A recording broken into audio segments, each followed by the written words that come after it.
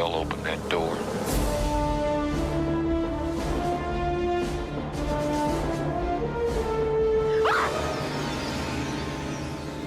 It's human. What's in his hand? I don't know. What is it? Smokehouse almonds? It's an American spaceship.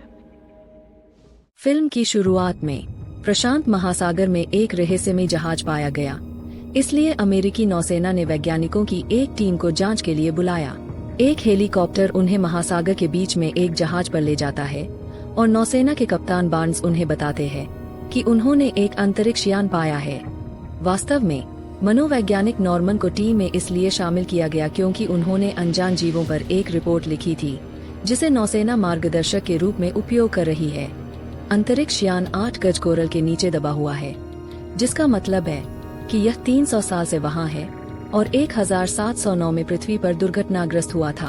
वे सोचते हैं कि जहाज के अंदर जीवन हो सकता है, इसलिए वैज्ञानिकों को संपर्क स्थापित करने के लिए लाया गया है। टीम पानी के नीचे जाने की तैयारी कर रही है। तभी नॉर्मन गणितज्ञ हैरी को बताता है कि उसकी रिपोर्ट झूठी थी और हैरी यह राज रखने के लिए तैयार हो जाता है। फिर वैज्ञानिक एक पनडुब्बी में बैठते हैं जो उन्हें हैबिटेट नामक एक संरचना तक ले जाती है, जिसे नौसेना ने जांच के लिए आधार के रूप में बनाया है। गहराई में पहुंचने के बाद टीम अंतरिक्ष यान को देख सकती है और इसके बड़े आकार से चकित हो जाती है। नौसेना की गोताखोर टीम एक रोबोट को अंतरिक्ष यान के दरवाजे खोलने के लिए तैयार करती है। वैज्ञानिक हैबिटेट से अंतरिक्ष यान तक जाते हैं, लेकिन जब वे एयरलॉक तक पहुंचते हैं तो वे इसे खोल नहीं पाते। इसलिए खगोल भौतिक विज्ञानी टेड हथौड़े और छेनी का उपयोग करने की कोशिश करता है। यह तरीका काम नहीं करता, लेकिन दरवाजे पर एक निशान छोड़ देता है जो हैरी को अजीब लगता है, क्योंकि दुर्घटना से जहाज को खरोंच भी नहीं आई, लेकिन साधारण उपकरणों से उसे नुकसान हो गया। उसी समय समुद्री जीव विज्ञानी बेथ दरवाजे से गर्मी निकलते हुए देखती है। इसलिए बार्न्स सभी को वापस जाने के लिए कहते हैं और देखते हैं कि दरवाजा खुद ब खुद खुल जाता है। वे अंदर जाते हैं और बेथ जमीन पर पैरों के निशान देखती है, जिसका मतलब है कि कोई पहले से वहां था। टीम अधिक जगह कवर करने के लिए विभाजित हो जाती है और नॉर्मन बेथ को भी अपनी झूठी रिपोर्ट के बारे में बताता है। दोनों एक मंच पर कदम रखते हैं जो खुद ब खुद चलकर उन्हें अगले मंजिल पर ले जाता है, जहां बेथ एक कुर्सी पर एक शरीर देखकर चिल्लाती है, यह इंसान जैसा लगता है और सिर पर चोट लगने से मरा है। यह एक स्नैक जिसका नाम स्मोक हाउस आलमंड्स है पकड़े हुए है। वे निष्कर्ष निकालते हैं कि वे एक अमेरिकी जहाज पर है। फिर बेथ कंप्यूटर चेक करती है और पाती है कि रिकॉर्ड अंग्रेजी में है। उड़ान लॉग में वर्ष 43 के साथ तारीखें हैं और एक आइटम जिसे अज्ञात प्रवेश घटना कहा गया है। इसे चुनने पर उनके चारों ओर एक होलोग्राम दिखाई देता है जो एक अंतरिक्ष यान को ब्लैक होल में प्रवेश करते हुए दिखाता है। इसके बाद दोनों अन्य लोगों को बताते हैं कि उन्होंने क्या पाया और बदले में बार्न्स उन्हें कार्गो होल दिखाते हैं, जहां उन्हें एक विशाल गोला मिलता है। चूंकि यह एक जाल हो सकता है, बार्न्स वहां एक सुरक्षा कैमरा लगाने का फैसला करते हैं। नॉर्मन नोटिस करता है कि हर कोई गोले को देख रहा है, फिर भी इसकी परावर्तक सतह पर कोई दिखाई नहीं दे रहा। समूह हैबिटेट में लौटता है और विभिन्न सिद्धांतों पर चर्चा करता है। टेड सोचता है कि जहाज दुर्घटनाग्रस्त नहीं हुआ, बल्कि ब्लैक होल में फंस गया और समय में यात्रा कर गया। उसी समय उन्हें सूचित किया जाता है कि सतह पर तूफान है, इसलिए उन्हें जल्द ही वापस जाना होगा। बाद में अपने क्वार्टर में हैरी नॉर्मन को बताता है कि वह भविष्यवाणी करता है कि वे सब मर जाएंगे, यह समझाते हुए कि जहाज का ब्लैक होल में प्रवेश लॉग में अज्ञात के रूप में सूचीबद्ध है, क्योंकि वे पहली जगह रिपोर्ट नहीं कर सके। सोने से पहले हैरी कहता है कि वह चाहता है कि वह गोले के अंदर जा सके। कुछ ही देर में एक अलार्म बजता है और बार्न्स कैमरों की जांच करता है तो पाता है कि हैरी गोले के पास जा रहा है। उसकी परछाई अचानक दिखाई देती है और उसी समय हैरी गायब हो जाता है। बार्न्स घोषणा करता है कि वे सतह पर तब तक नहीं लौटेंगे जब तक वे हैरी को नहीं ढूंढ लेते। इसलिए नॉर्मन एक डाइविंग सूट पहनता है और अंतरिक्ष यान में लौटता है। वह गोले को घूरता है और हैरी अचानक जमीन पर प्रकट होता है। उसकी जीवनधार सामान्य है, लेकिन वह जागता नहीं। जब नॉर्मन फिर से देखता है तो उसकी परछाई गोले पर दिखाई देती है, ठीक उसी समय जब बिजली चली जाती है और बार्न्स उन्हें और नहीं देख सकता। कुछ सेकंड में बिजली वापस आ जाती है और बार्न्स महसूस करता है कि वे आंतरिक शक्ति पर चल रहे हैं, जिसका मतलब है कि पनडुब्बी चली गई है और वे वहां कुछ समय के लिए रहेंगे। जबकि नॉर्मन एक बेहोश हैरी को हैबिटेट में वापस ले जाता है। रखरखाव कार्यकर्ता फ्लेचर मिनीसब में टाइमर को रीसेट करने के लिए बाहर जाता है। बार्न्स समझाता है कि उन्हें हर 12 घंटे में ऐसा करना चाहिए ताकि नौसेना को पता चले कि वे अभी भी जीवित हैं। अगर वे भूल जाते हैं तो मिनीसब स्वचालित रूप से सतह पर लौट आएगा। वापसी के रास्ते में फ्लेचर देखता है कि कुछ जेलीफिश पास में तैर रही है। पहले तो यह सुंदर लगता है, लेकिन जल्द ही जेलीफिश पास आ जाती है और उसके सूट से चिपकने लगती है। अचानक उसे महसूस होता है कि जेलीफिश उसके शरीर के अंदर जा रही है और वह दूर जाने की कोशिश करती है, लेकिन जेलीफिश उसका पीछा करती है। सूट को हुए नुकसान से पानी अंदर आ जाता है और फ्लेचर दुखी होकर डूब जाती है। वह यह भी पुष्टि करता है कि वह गोले के अंदर गया था, लेकिन यह नहीं बताता कि वह कैसे गया, जो अजीब है क्योंकि गोले में कोई उद्घाटन नहीं है। फिर हैरी एक और निवाला लेता है, लेकिन जब वह जानता है कि यह कैलामारी है तो वह घबराने लगता है। टेड उस पर हेमलिच पद्धति आजमाता है। हालांकि हैरी स्पष्ट करता है कि वह घुट नहीं रहा, उसे बस कैलामारी से नफरत है। कुछ ही देर बाद बार्न्स टेड को कंप्यूटर पर बुलाता है क्योंकि उसने कुछ समस्याएं नोटिस की है। समस्या को हल करने की कोशिश करते समय हैरी उठता है और स्क्रीन पर संख्याओं की ओर इशारा करता है। टेड से कहता है कि वह जांचे कि यह बाइनरी कोड है और इसे गोले के समान गोलाकार कुंजी पटल का पालन करके डिक्रिप्ट करें। टेड ऐसा करता है और ग्रुप यह देखकर चौंक जाता है कि किसी जेरी नाम के व्यक्ति ने संदेश भेजे हैं। यह रहस्यमय जेरी साधारण बातें कहता है, जैसे हेलो और मैं खुश हूँ, लेकिन नॉर्मन चिंता करता है कि अगर यह इकाई गुस्सा हो गई तो क्या हो सकता है। बाद में नॉर्मन जहाज के बाहर एक अजीब थंपिंग ध्वनि सुनता है, इसलिए वह एक और मेंटेनेंस वर्कर से इसके बारे में पूछता है, लेकिन कोई जवाब नहीं मिलता। नॉर्मन बार्न्स को इसके बारे में बताता है और जब बार्न्स जांचता है तो उसे पता चलता है कि वर्कर हैबिटेट के बाहर है। नॉर्मन और बेथ उसे ढूंढते हैं और उसे मृत पाते हैं। वह ध्वनि उसकी दीवार पर पैर मारने की थी। बेथ नजदीक से देखती है और चौंक जाती है कि शरीर बुरी तरह से कुचला गया है। जैसे ही नॉर्मन और बेथ शरीर को स्टेशन पर लाते हैं, अंडे अचानक जमीन पर गिरने लगते हैं। बार्न्स सोना पर कुछ नोटिस करता है और उन्हें जल्दी करने के लिए कहता है क्योंकि अज्ञात इकाई करीब आ रही है। जैसे ही वे अंदर पहुंचते हैं, इकाई सोना से गायब हो जाती है। बाद में बार्न्स और नॉर्मन कंप्यूटर पर जाते हैं और जेरी से बात करने की योजना बनाते हैं, लेकिन उसी समय एक संदेश आता है जो पूछता है कि गेम प्लान क्या है। इसका मतलब है कि जेरी उनकी हर बात सुन सकता है। जब जेरी संदेश भेजना बंद कर देता है, इकाई फिर से सोना पर दिखाई देती है और अंडे फिर से हैबिटेट के बाहर गिरने लगते हैं। बेथ कहती है कि उन्हें सेंसर ग्रिड की रक्षा करनी चाहिए, इसलिए बार्न्स हाई वोल्टेज करंट को सक्रिय करने की कोशिश करता है, लेकिन इसके बजाय आग लग जाती है। जल्द ही इकाई इतनी करीब आ जाती है कि टीम देख सकती है कि यह एक विशाल स्क्विड है जो हैबिटेट पर हमला कर रहा है। यह शोर हैरी को परेशान नहीं करता, जो अपने कमरे में सोता रहता है। बार्न्स को एहसास होता है कि दबाव कम हो रहा है, इसलिए वह टेड को इसे ठीक करने भेजता है। हालांकि जब टेड वाल्व घुमाता है तो उसे अचानक बिजली का झटका लगता है, जो उसे दीवार पर पटक देता है और बेहोश कर देता है। जबकि नॉर्मन वाल्व को घुमाने आता है, स्क्विड हमला जारी रखता है, इसलिए बार्न्स नॉर्मन को फिर से हाई वोल्टेज करंट को सक्रिय करने का आदेश देता है। जैसे ही वह लीवर खींचता है, स्क्विड गायब हो जाता है, लेकिन कमरे में आग भी लग जाती है। जबकि समूह आग बुझाने की कोशिश करता है और टेड जाकर मदद करता है। इमरजेंसी दरवाजे सक्रिय हो जाते हैं, इसलिए बार्न्स एक बॉक्स से उन्हें जाम कर देता है ताकि फंस न जाएं। दुर्भाग्य से जब वह हिलने की कोशिश करता है, बॉक्स फिसल जाता है और दरवाजा बार्न्स को कुचल कर मार देता है। उसी समय छत का एक हिस्सा टेड पर गिरता है और उसे फंसा देता है।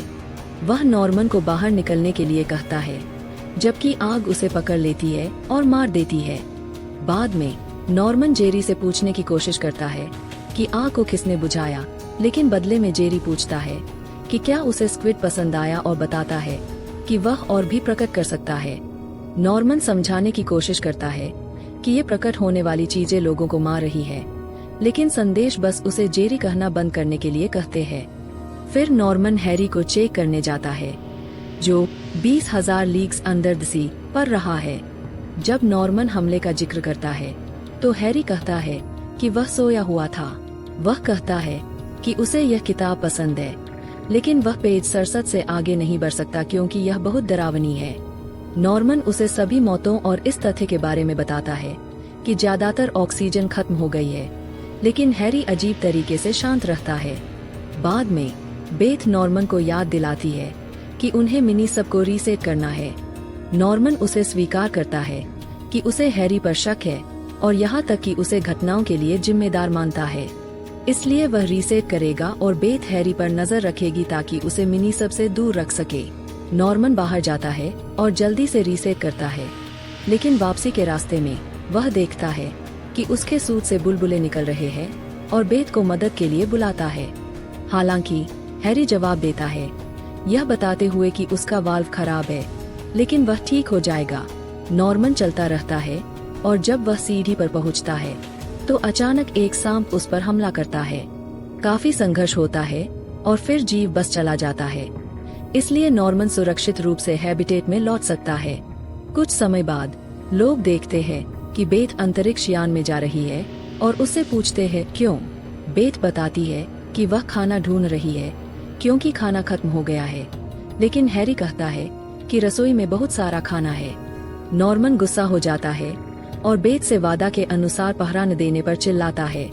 वह उसे रसोई के खाने के बारे में भी बताता है। बेथ फ्रिज और अलमारी चेक करती है और भ्रमित हो जाती है। कसम खाती है कि उसने उन्हें पहले खाली देखा था। नॉर्मन उसे डांटना जारी रखता है, इसलिए बेथ चुंझला जाती है और नॉर्मन को हैरी पर विश्वास करने और याद दिलाने के लिए उसे फटकार लगाती है कि नॉर्मन ने कभी नहीं बताया कि उसने गोले के अंदर क्या किया था। जब नॉर्मन उससे पूछता है कि क्या उसने भी गोले के अंदर प्रवेश किया, तो बेथ बस कमरे से चली जाती है। बाद में नॉर्मन हैरी की किताब उठाता है, लेकिन जब वह ऊपर देखता है तो वह हैरी को वही किताब पढ़ते हुए देखता है। घबराकर वह अलमारियां खोलता है और अधिक किताबों की प्रतियां पाता है, यह महसूस करते हुए कि बेथ सही थी। नॉर्मन कंप्यूटर पर जाता है और जेरी से पूछता है कि गोले के अंदर क्या है, लेकिन जवाब फिर से उसे जेरी कहना बंद करने के लिए कहता है। जवाब पाने के लिए बेताब नॉर्मन कोड की समीक्षा करता है और महसूस करता है कि टेड ने अपनी डिकोडिंग में कुछ अक्षरों को मिलाया। यह पता चलता है कि इकाई का नाम वास्तव में हैरी है। इस बीच बेथ हैबिटेट छोड़कर कुछ विस्फोटक सेट करती है। जब वह वापस आती है, नॉर्मन उसे बताता है कि इकाई हैरी है जो उनके चारों ओर अजीब जीव प्रकट कर रहा है। वह उसे किताब के पेज 87 को पढ़ने के लिए भी कहता है, जो एक राक्षस के बारे में बात करता है जिसकी बहुत लंबी टेंटेकल्स है। बाकी किताब खाली है। चूंकि हैरी स्क्विड से नफरत करता है, वह किताब पढ़ते रहने से डरता था और गोले के पास जाने के बाद उसके पास उन विचारों को प्रकट करने की शक्ति है। यह जोड़ी सहमत है कि उन्हें प्रकट होने से रोकने के लिए हैरी को गहरी नींद में डालना होगा। इसलिए वे जहाज की चिकित्सा आपूर्ति खोजते हैं ताकि एक सिडेटिव मिल सके। फिर वे कमरे में चुपके से जाते हैं और नॉर्मन हैरी को पकड़ने के लिए कूदता है, जबकि बेथ उसे इंजेक्शन देती है जिससे हैरी बेहोश हो जाता है। बाद में सतह से एक संदेश आता है जो उन्हें सूचित करता है कि मौसम बेहतर है, इसलिए वे 6 घंटे में सतह पर वापस आ सकते हैं। नॉर्मन बाथरूम में जाता है और एक सांप उसके पैंट में घुसने का मौका लेता है। जब नॉर्मन चिल्लाता है तो बेथ बाथरूम में दौड़ती है और जीव को पकड़ लेती है, यह पहचानते हुए कि यह दुनिया का सबसे जहरीला सांप है जिसे पानी के नीचे नहीं होना चाहिए। बाद में बेथ नॉर्मन को लैब में मिलने के लिए कहती है, लेकिन जब वह वहां पहुंचता है तो वह उसे अंदर बंद कर देती है। वह बताती है कि वही सांपों को प्रकट कर रहा है, इसलिए वह चाहती है कि उसे भी सिडेटिव इंजेक्शन मिले। नॉर्मन इस पर विश्वास नहीं करता, इसलिए बेथ उदाहरण देते हुए बताती है, हैरी सो रहा है, इसलिए सांप उससे नहीं आ सकता और जेलीफिश नॉर्मन का डर है। जैसे स्क्विड हैरी का था। चूंकि नॉर्मन सहयोग करने से इनकार करता है, बेथ तय करती है कि कमरे से ऑक्सीजन निकाल लेगी और लैब में बाहर आ जाएगी। फिर भी जिद्दी नॉर्मन ऑक्सीजन का कैनिस्टर लेकर तैरता है और फिर हैच के माध्यम से बच निकलता है। जबकि नॉर्मन हैबिटेट के बाहर तैरता है, बेथ कंप्यूटर चेक करती है और बार्न्स के वीडियो पाती है जो उसकी मानसिक स्थिति पर सवाल उठाते हैं और नॉर्मन की डांट। इसलिए वह चिंतित हो जाती है और कमरे से बाहर चली जाती है। जब नॉर्मन वापस आता है तो वह उसे रोते हुए सुनता है और उसे दिलासा देने की कोशिश करता है, क्योंकि वह निष्कर्ष निकालता है कि वे दोनों गोले के अंदर थे जैसे हैरी थे। हैरी की बात करे तो वह जागता है और स्पष्टीकरण मांगता है। नॉर्मन बताता है कि गोले ने उन्हें उनके विचारों को वास्तविकता में प्रकट करने की शक्ति दी है और वही मूल चालक दल के साथ भी हुआ होगा, जिन्होंने शायद एक दूसरे को अपने पैरानोया में मार डाला। उसी समय कंप्यूटर घोषणा करता है कि हैबिटेट के बाहर विस्फोटक सक्रिय हो गए हैं, इसलिए उनके पास बाहर निकलने के लिए 13 मिनट है। बेथ बताती है कि ये विस्फोटक मूल रूप से कोरल को उड़ाने के लिए लाए गए थे, लेकिन उसने उन्हें जीवों के खिलाफ रक्षा के रूप में सेट किया था। पहले वह सोचती है कि एक नई प्रकट हुई चीज ने इसे सक्रिय किया, लेकिन फिर उसे एहसास होता है कि उसके अपने विचारों ने ऐसा किया क्योंकि वह फिर से आत्महत्या पर विचार कर रही थी। इससे भी बदतर, हैरी बताता है कि विस्फोटक सब कुछ नष्ट कर देंगे क्योंकि अंतरिक्ष यान में लिक्विड हाइड्रोजन है। टीम तुरंत मिनीसब की ओर भागती है, लेकिन अंदर जाने के बाद वे इसे चालू नहीं कर पाते। अचानक वे अंतरिक्ष यान में स्थानांतरित हो जाते हैं, इसलिए समूह बाहर निकलने का रास्ता खोजने की कोशिश करता है, लेकिन केवल गोल गोल घूमता रहता है। अंततः वे गोले के सामने आ जाते हैं और नॉर्मन का प्रतिबिंब उसे बटन दबाने के लिए कहता है। स्थिति को समझते हुए नॉर्मन अपने दोस्तों से कहता है कि वे अपने विचारों को जाने दें और समूह तुरंत मिनीसब में प्रकट होता है। नॉर्मन बटन दबाता है और मिनीसब आखिरकार सतह की ओर बढ़ने लगता है। समय पर निकलकर विस्फोट से बच जाता है, जो हैबिटेट को पूरी तरह से नष्ट कर देता है। जब मिनीसब सतह पर पहुंचता है तो समूह डीकम्प्रेशन से गुजरता है और बात करने के लिए एक निजी जगह पाता है। वे नौसेना को सच्चाई नहीं बता सकते क्योंकि वे विश्वास नहीं करेंगे और गोला शायद विस्फोट में नष्ट हो गया था। बेथ बताती है कि उनके पास अभी भी शक्ति है, लेकिन वह डरती है कि वे खतरनाक चीजें प्रकट कर सकते हैं या शक्ति गलत हाथों में जा सकती है। जब नॉर्मन कहता है कि यह पहले से ही गलत हाथों में है, हैरी को एक विचार आता है। उन्हें शक्ति का उपयोग करके सब कुछ भूल जाना चाहिए। यह समझाएगा कि जहाज के लॉग में घटना को अज्ञात के रूप में चिह्नित क्यों किया गया है। तिकड़ी हाथ पकड़ती है और मिशन और उनकी शक्ति से संबंधित सब कुछ भूलने के बारे में सोचती है। उसी समय गोला समुद्र से निकलकर आकाश में उड़ जाता है, फिर अंतरिक्ष में वापस चला जाता है। जब वैज्ञानिक अपनी आंखें खोलते हैं तो उन्हें समझ में नहीं आता कि वे हाथ क्यों पकड़ रहे हैं। एक फिल्म प्रेमी के रूप में मैं अगली सिनेमाई यात्रा का इंतजार कर रही हूँ। अलविदा और सब्सक्राइब करने के लिए धन्यवाद।